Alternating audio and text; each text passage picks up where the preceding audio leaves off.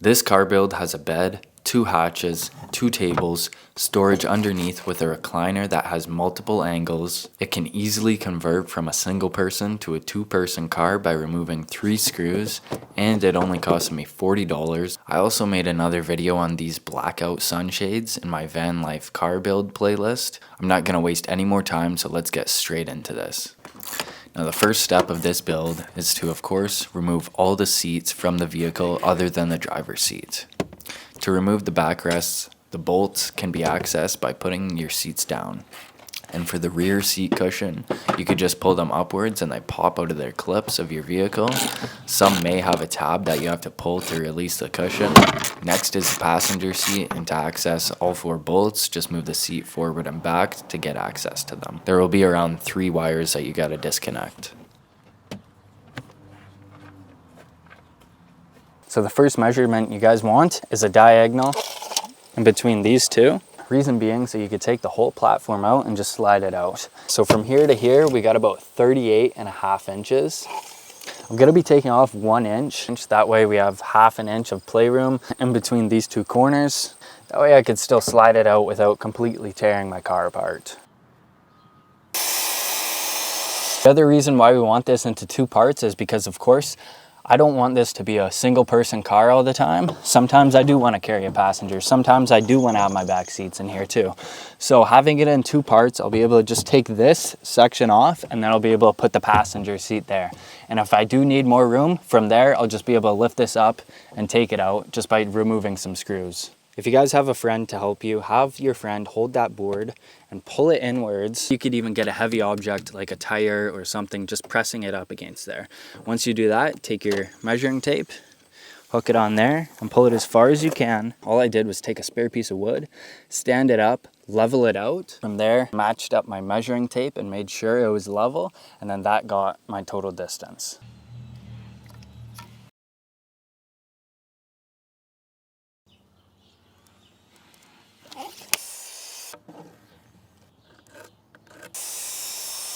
What I do is find the center of this board, which is 18 3/4. I'm just gonna mark. This board is 26.5 inches. Half of that is 13 1/4.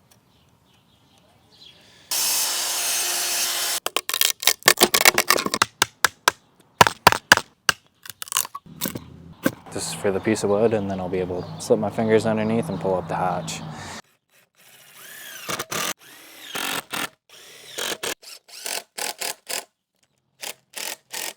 Okay, so when working on uneven surfaces like this, all I'm looking to do is have it flush with the top. So what I'm gonna be doing is bead square, putting it on top, applying pressure, press it against it, and press down so everything's flush with the very top. Okay, so now we're gonna cut the angle in it. First, I got this side marked. This is 7 3/4 out from this way, so I'm gonna measure the same on this side, but from the inside of the board. And then to get the matching angle, I'm just gonna match this board up to it, both of the lines.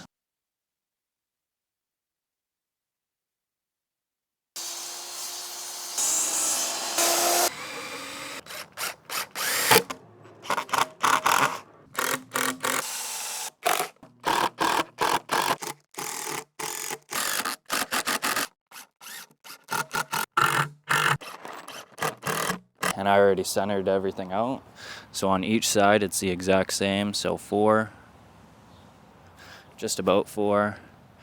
You know, this is pretty darn close too.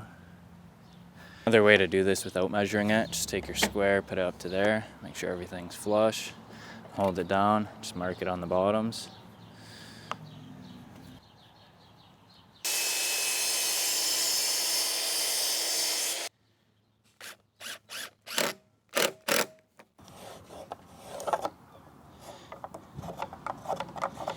Now all I need to do is notch out these pieces to the width of this, and then this will fit perfectly, and I'll be able to screw it in from the bottom.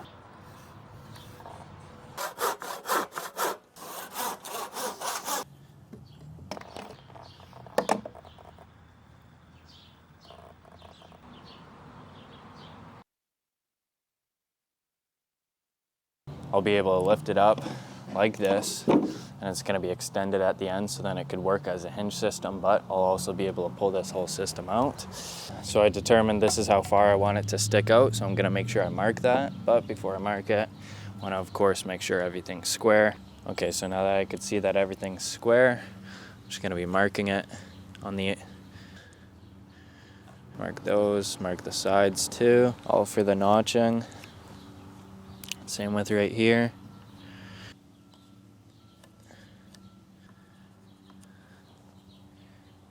Okay, so you can see it notched out right there. So now what we want to measure out is 1 5/8.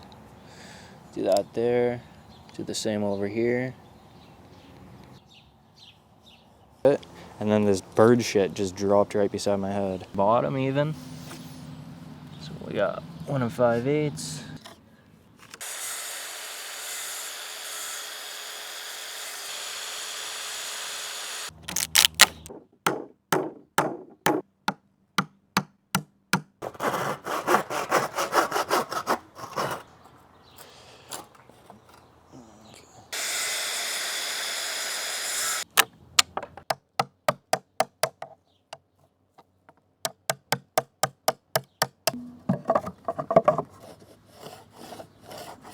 So right here it's 1 7/8. So then on here I'm just gonna mark 1 7/8. Now that I marked out these two lines, I'm just gonna be matching this up, marking that, marking that.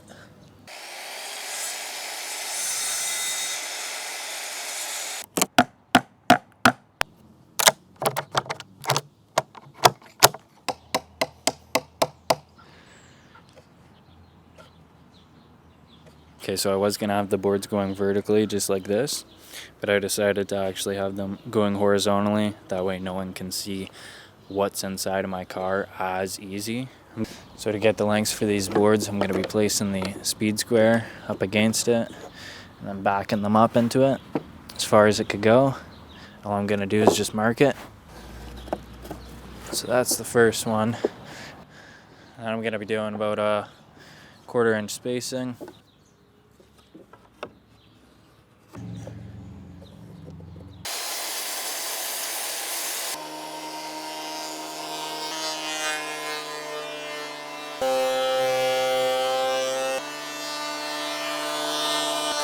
Okay, so what I want to do, I want to leave 1/2 inch hanging over. I'm just going to make this first cut. So get it where I want it, make sure it's square. I'm going to be putting another board right here, but I want just that extra lip.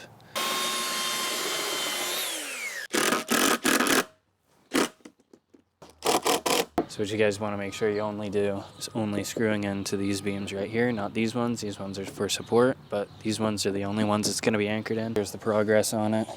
Be able to open up, reach inside there. It'll all drop down. And if I'm in the driver's seat or on the front side of the vehicle, do the same thing. I'm going to be cutting out a handle right here though.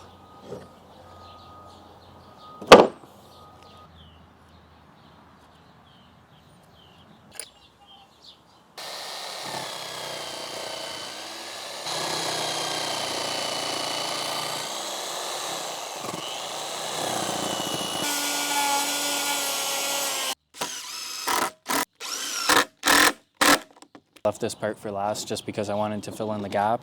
I wanted this to be one small piece along here rather than on the edges, just for it to be stronger, just because this has a lot of support and some of these don't. So what I want to do, I want to get this measurement and then minus 1/2 inch because I want 1/4 inch gaps on each side. All that, but I'm just gonna trim off this part right here, just this little sliver.